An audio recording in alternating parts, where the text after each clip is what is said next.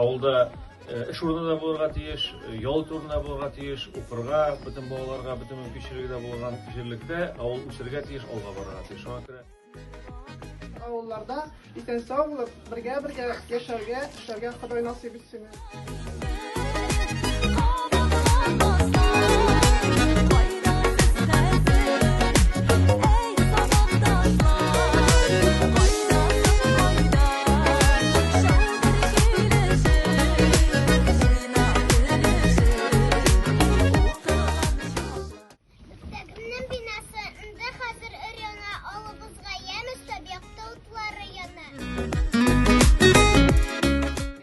Исеменнән олы рәхмәтебезне җиткерәбез.